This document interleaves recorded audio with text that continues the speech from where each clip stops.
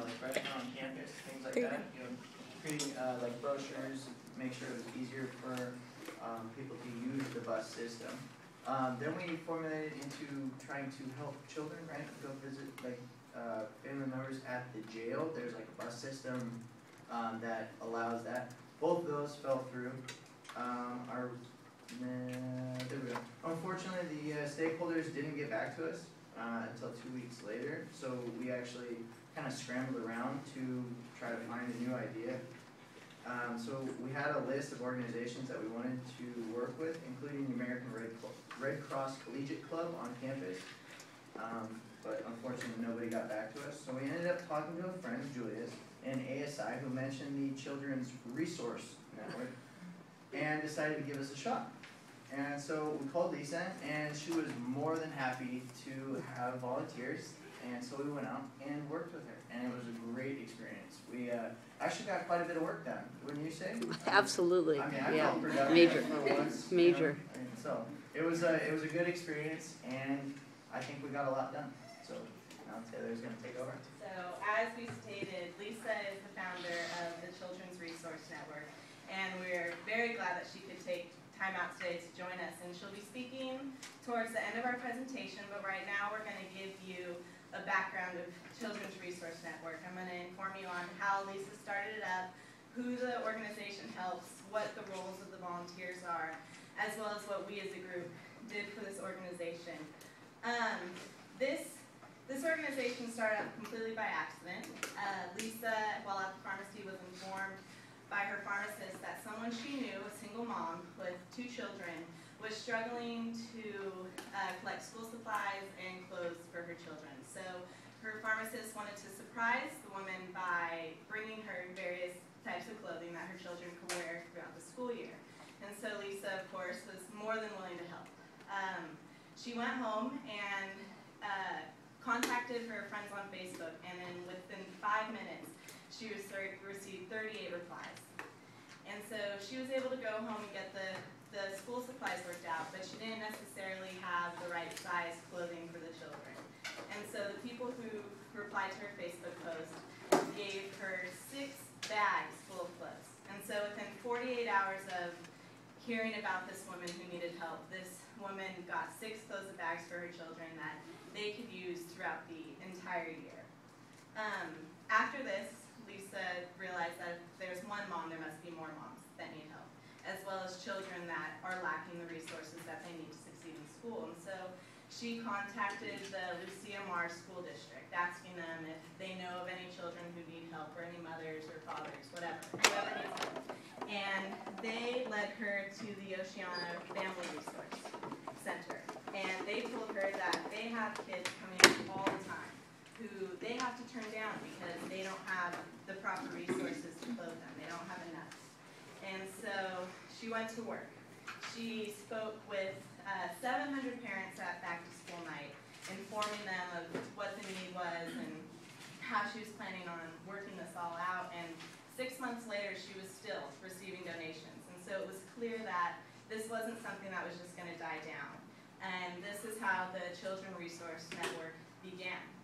People were more than willing to send in clothes, to send in school supplies. And so she decided to make this official.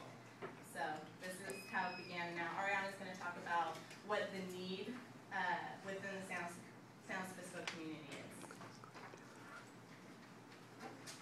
Hi guys. So Lisa was definitely correct when she assumed that there was a need for clothing and school supplies and her services in her community. In 2011, there was about 324 children that were placed in foster care in just San Luis Obispo. And she helps more than San Luis Obispo. She helps all the way up north to the northern Santa Barbara and a little more north in San Luis Obispo.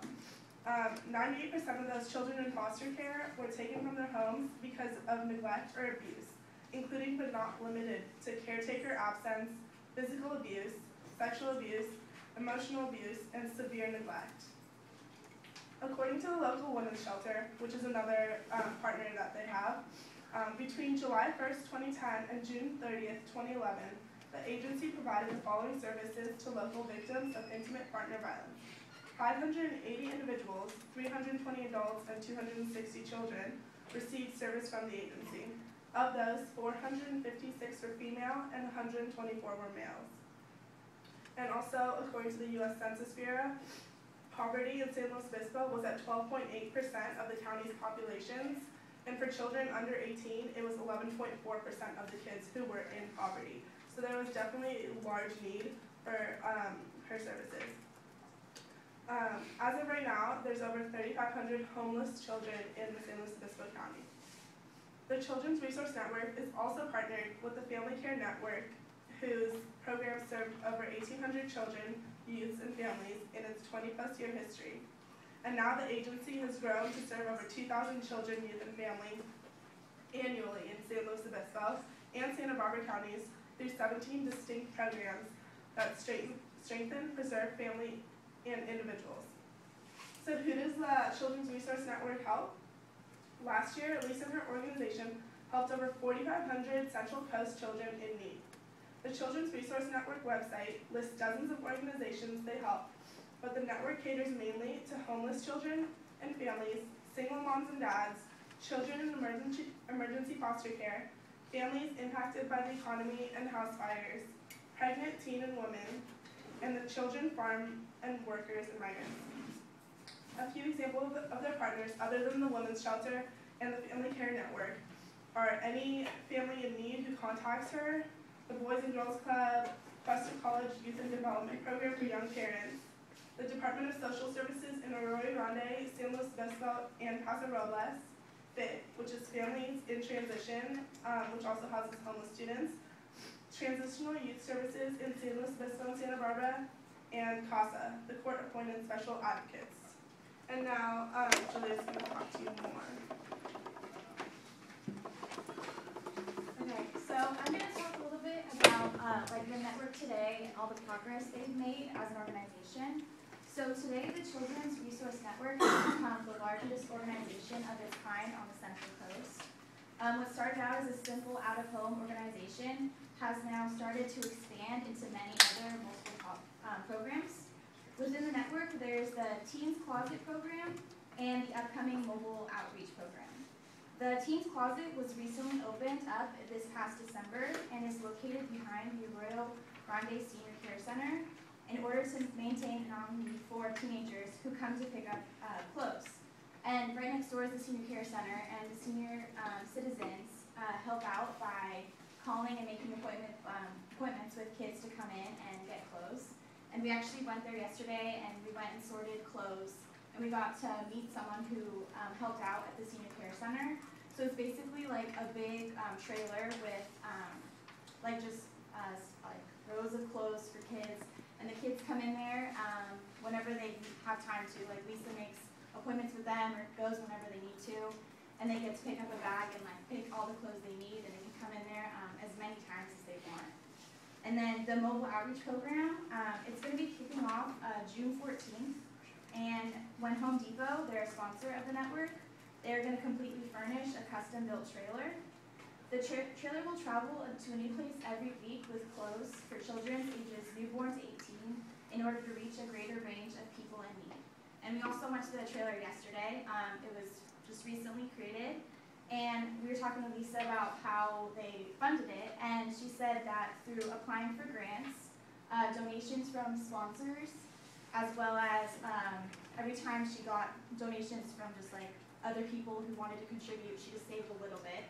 So she paid $8,700 for it, but it could have been up to $12,000. So with the help of sponsors and the grants, she was able to pay for it. Yeah, that's the top right one is a picture of the Teens Closet. It was like the cool artwork. Lisa was telling us about it. And like there's two doors, you go inside, there's like a fitting room. And then on the bottom left, that's the trailer. And that's the one that's gonna be mobile and just travel around. So more kids, not just in the San Luis Obispo area, or kids who have no way of getting here, they'll have means to getting clothes and school supplies. Okay, so now Ashley's gonna talk about volunteers and who helps the Children's Resource Network. Okay, so as we've stated before, this is a nonprofit organization and it is purely volunteer-based. all advocates and volunteers come from all over the San Luis Obispo County as well as the northern Santa Barbara County. And volunteers range from celebrities like Zac Efron, who donated over 300 articles of his own clothing to the Teens Closet. And it also includes Girl Scouts, CASA, and even Cal Poly students. Julia touched base on this a little bit before, but the elderlies at the Arroyo Grande Care Center really are perhaps the most important volunteers for the Teens Closet there. Not only does it help the kids in need, but it also helps the elderlies themselves. It makes them really feel like a part of the community and not just patients at a nursing home. So Lisa's organization not only helps out children in need, but it also caters to the needs of local senior citizens who have a chance to still make a difference in someone's life, even though they may be disabled themselves.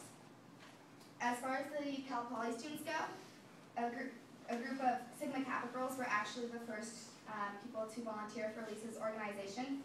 It was a group of 10 girls, and they worked for about 5 hours, and they completed in that 5 hours what would take Lisa a week to do by herself. So Cal Poly students really enhanced her organization. On this year's Make a Difference Day, 40 Cal Poly students helped completely refurnish the building that is today the Teens Closet. So the Teens Closet program is actually a very new program. It just opened up in December of this past year. And WOW groups have also volunteered there for their day of service. How we helped personally, we volunteered our time both at her home base in Pismo Beach, sorting clothes, and we also helped at the Teens Closet by restocking their clothing there. In addition, we have also posted flyers around the school, including in dorms, classrooms, and around campus. Furthermore, we have also created awareness for their Facebook page and their website. These were already created by Lisa and her organization. However, we took this initiative to post it on our profiles to have our friends get to like it. We posted it on our sorority pages and on our class of 2015 pages. So we really tried to expose Lisa's organization to a bigger Cal Poly student area. Although she does get Cal Poly students to help, she does need a lot more help. It would be really beneficial to the network if they had Cal Poly students coming on a weekly basis rather than just occasionally when groups hear about it. What would also help Lisa's cause is to plan and run fundraising events. Cal Poly students are something that would actually be really good at that. You know, our motto here is learn by doing, and that's something that can apply to PR people, to communication majors, especially to business majors. So that would also be really beneficial to her organization. Even though we're college students, any money donations are greatly appreciated. Again, they are very poor nonprofit organizations, so anything really does help.